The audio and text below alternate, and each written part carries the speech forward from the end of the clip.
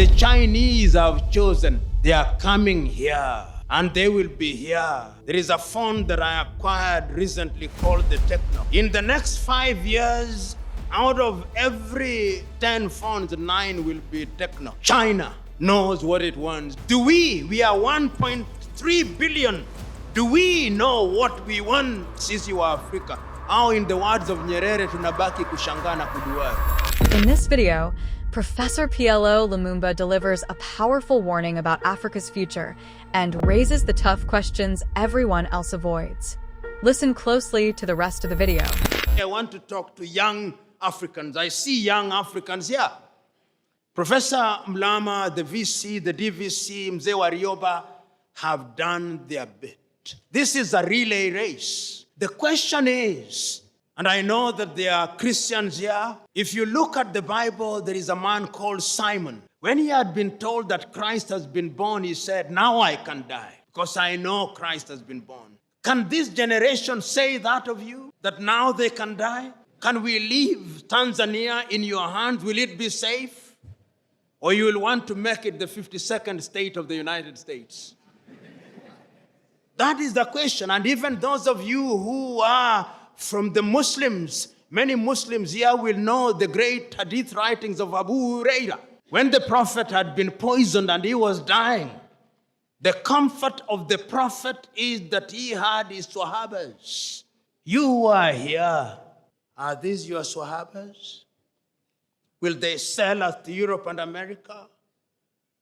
The question is yours. Choose you now. The Chinese have chosen. They are coming here, and they will be here. There is a phone that I acquired recently called the Techno. In the next 5 years, out of every 10 phones, 9 will be Techno. China knows what it wants. We are 1.3 billion. Do we know what we want, sisi wa Afrika? Au in the words of Nyerere, tunabaki kushangaa na kuduaa tu. Tanzania, when one talks about hygiene, one must start in the 1960s. One must remember the Arusha Declaration and the nobility of the intentions of Mwalimu Julius Kambarage Nyerere. And that is why many of you may not know, but at one time it was suggested that he be made a saint of the Catholic Church. And the reason was very simple. This was a man who had ideas. This was a man who had clarity of thought. This was a man who could see the future almost with the exactitude of a Jewish prophet. This was a man who had the humility, almost like the humility of the carpenter of Nazareth. This was a man who loved his country. He made mistakes, and when he made them, he realized and corrected them. That is his greatness. Is it not Saint Just who said that nobody can rule guiltlessly? This is a man who found 120 plus ethnic groups and welded them into one nation so that Tanzanians speak with one voice. You know, if you look at Tanzania and you ask your typical Tanzanian, what was the ethnic extraction of President Kambarage Nyerere? They do not know and they do not care. If you ask Tanzanians what was the ethnic extraction of the second president of Tanzania, Mzee Ali Hassan Mwinyi, the Tanzanians do not know and they do not care because it does not matter. If you ask them what was the ethnic extraction of the third president of Tanzania, Benjamin William Mkapa, they do not know and it does not matter and they do not care. And if you ask Tanzania what was the ethnic extraction of your fourth president, Jakaya Mrisho Kikwete, they do not know and they do not care.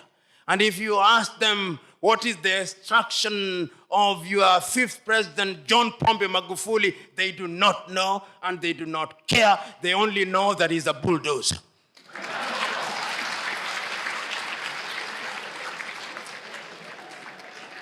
But you go to my country, Kenya, God save my country. God save my country. When you meet your typical Kenyan and you introduce yourself as John, they'll ask for the second name, not that they may know your full names, but that they may identify you with your ethnicity and pigeonhole you accordingly. When you go into that country, which is a great country in prospect, but which is being destroyed by negative ethnicity, you ask them who the first president of Kenya was, they'll tell you it was Jomo Kenyatta and he was Kikuyu, and we care. We want our Kikuyu president. And if you ask them who was the second president, they'll tell you it was Daniel Arap Moi of the Kalenjin extraction, and we cared because it was our turn to eat. And if you ask them who was the third president, they'll tell you it is Uhuru Muigai Kenyatta, and he is a Kikuyu, and we want him to continue because we Kikuyus and we Kalenjin only feel safe when one of our own is in State House. And if you ask the opposition and you ask the leaders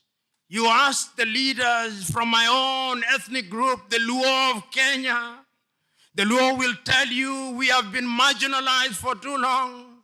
The time has come that God must smile upon us and our son must be the president.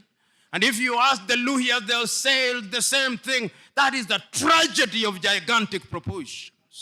I'm submitting to us that the country called Kenya needs political hygiene.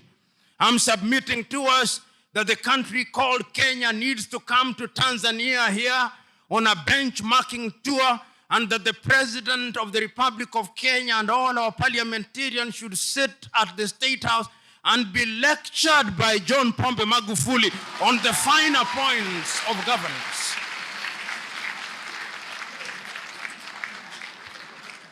Of course, Mzee Warioba will be there, and other stalwarts will be there. Salim Ahmed Salim will be there. Great Tanzanians will be there. And Nyerere will remind us, katika karne ya 21 tupande basi ya makabila, ujinga na upumbavu, because it can destroy a nation. There is need for political hygiene in Kenya. I have followed Professor Lumumba's presentation. I would like to submit to us that this, what I'm going to say, will be the summary of his presentation, very short. There is no hygiene in African politics because of what I call the not always vicious circle. This circle begins with what is logical in African politics is not always practical.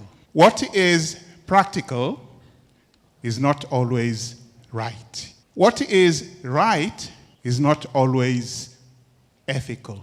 What is ethical is not always desired. And what is desired takes us back to what is not always logical.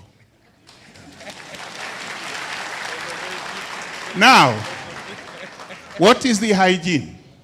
Mwalimu Nyerere avoided what I call temptations of 5 Ps. And I would like the young people here to listen very, very carefully, because the world today is everywhere broadcasting these 5P temptations. Please, future African leaders, the young people, avoid the first P. Avoid being the victim of the first P. The first P is power. Avoid being the victim of the second P, property. Avoid being the victim of the third P, prestige. Avoid being the victim of the fourth P, popularity. And avoid being the victim of the last P, pomposity. Waswahili wanaita mbwembwe. This video is a brutal, necessary honesty. Lumumba argues that a nation cannot survive if its citizens identify by their tribe first and their country second. If you found this discourse valuable, make sure to subscribe and share your thoughts in the comments below. What is the state of political hygiene in your country? We'll see you in the next video.